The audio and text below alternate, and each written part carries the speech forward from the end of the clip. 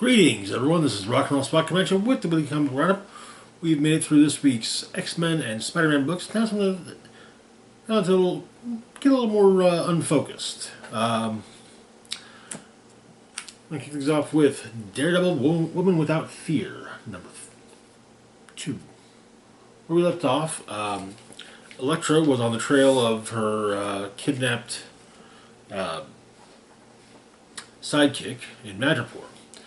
She was supposed to meet a Magia representative and ended up running into Crossbones. While as they fought, the fight was interrupted by the new Punisher.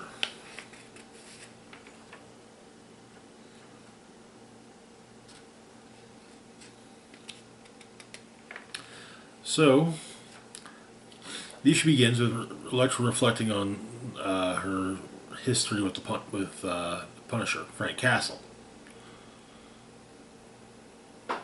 But the new Punisher simply just wants Crossbones tossed out, but Elektra's not willing to comply because she doesn't know if Crossbones was her Magia contact or not. But takes a few shots at her.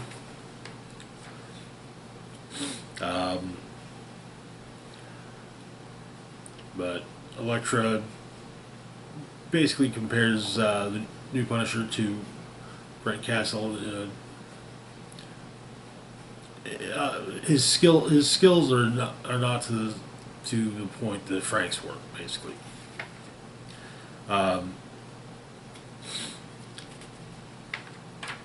But they end up going hand to hand, and no,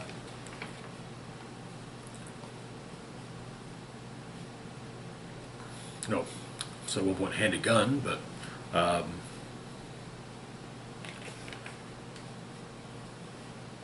in a series of hits, Elektra's able to basically cause Punisher's armor to fall off. However, they're soon interrupted by Nicky Scarpe. He's the one that he's Magia contact for Elektra. Punisher intends to kill him, but Elektra says, well, "Hey, I just need to know where my psychic is, and I can rescue her." Punisher takes a shot at him, and Elektra uses one of her size to deflect the bullet. It would seem that was the plan. That was Punisher's plan. And Nikki gets shot in the neck and dies.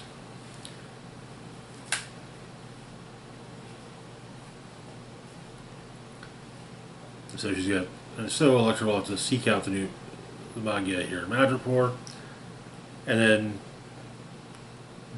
new item on the to-do list: kill the new Punisher. That is where the issue ends. I'm torn on the fact that they just kind of note that Punisher and Elektra and Frank Castle have history, and that they didn't show flashes of this. But at the same time, it also feels like, okay, well, they just got right to it, everything. So I'm torn on it.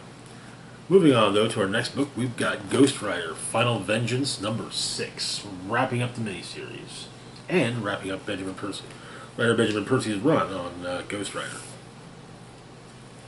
Where we left off, Ghost Rider and Zeb were in Chicago, and Ghost Rider was Johnny Blaze was going after um,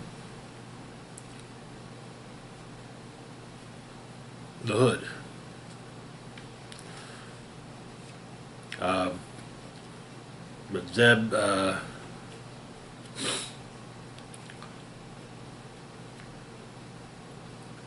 starts working on his spell, while the Hood manages to take take Johnny prisoner. But Zeb's spell manages to work, and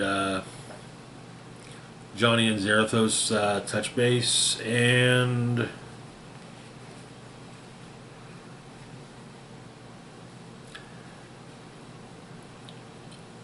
it's basically that they both have a little of each of them inside of them anymore.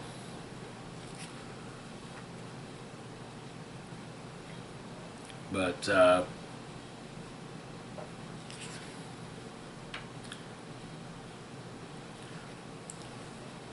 Hood is told that if he wants the continued backing of Mephisto power-wise, he has to kill his girlfriend and their kid. But he can't.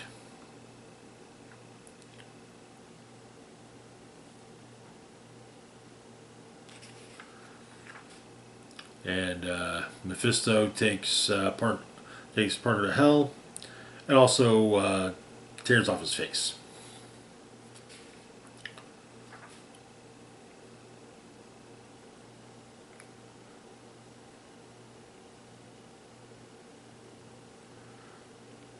And Mephisto basically says, fine.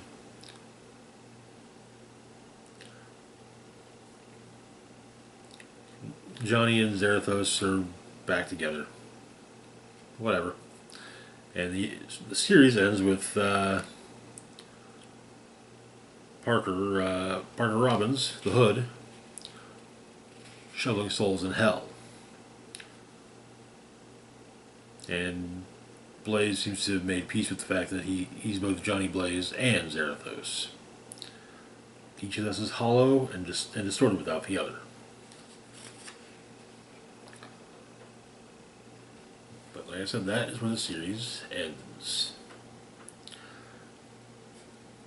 And next month we'll be getting a new Spirits of Vengeance series. Looks like it's good.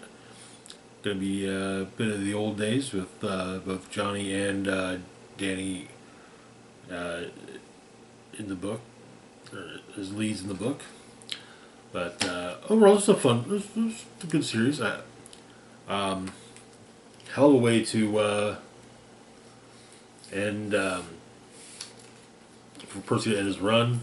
I'll be sad to see him go. He really got he did some really great work with Johnny. And, yeah. I'll definitely miss this Leah Warroad character. It'd be nice to see her get resurrected somehow. But, anyways, moving on to our last one for the moment, we've got Namor, number 2. Where we left off,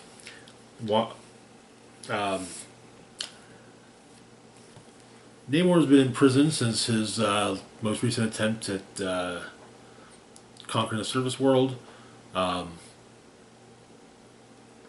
But he's been reminiscing about his youth. And also, he's had to deal with Atlantean assassins basically sent by each time it's a different of the Seven Kings, but apparently there's a civil war in Atlantis, the War of the Seven Kings, and well, Namor's been released on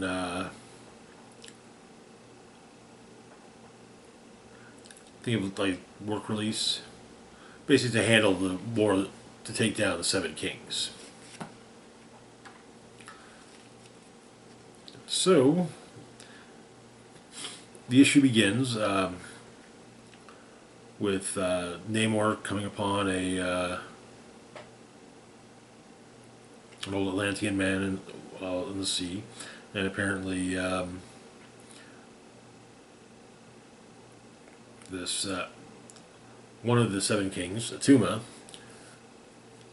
basically uh, took everything of value from him, and the guy asks Namor for death, just to put him out of his misery, but well, he thinks about it and opts against it, though. But Namor comes upon Atuma, challenges Atuma to the Crimson Swim,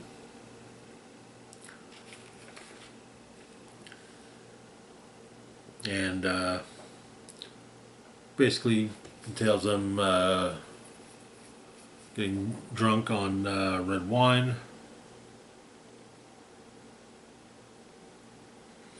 And during this, of course, they get drunk and then they fight. But Namor's reminiscence is of reminiscences about his youth, and a girl he met named Kaylani when he was basically a teenager. Kaylani was also was like him, half human, half Atlantean, and something of an activist.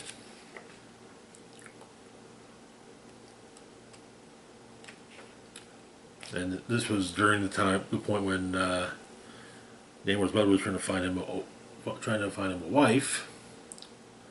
But he wanted to spend time with Kaylani. But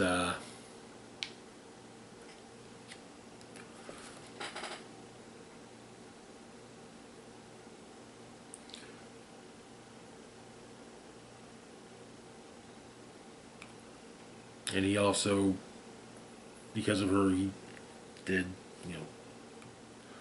he actually worked and was not as a princeling, but as a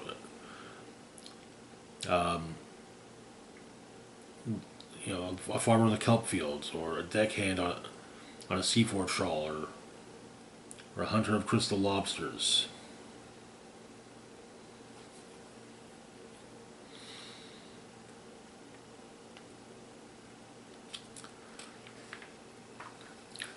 But at one night in the palace,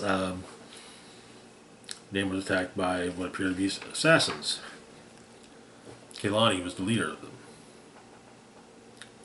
Though she tried to spare Namor, but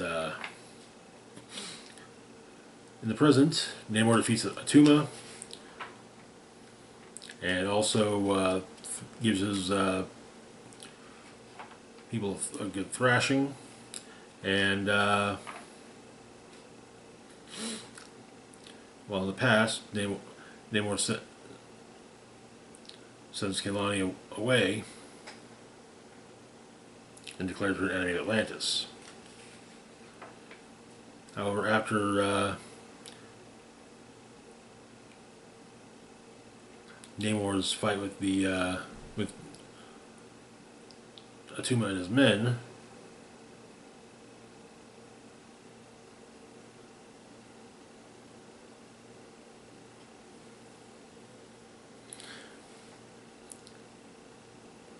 Kaylani revealed herself as now King Kaylani, one of the other seven kings. And that is where the issue ends. That's going to make for an interesting next issue. Possibly also the rest of the series. But anyways, that's going to do it for now. As always, feel free to like, share, and subscribe. Links to my Facebook, Twitter, Blue Sky, Instagram, Mastodon, Patreon, PayPal can be found in the description box down below. This is Rock and Roll Spock signing off saying, live long and rock hard.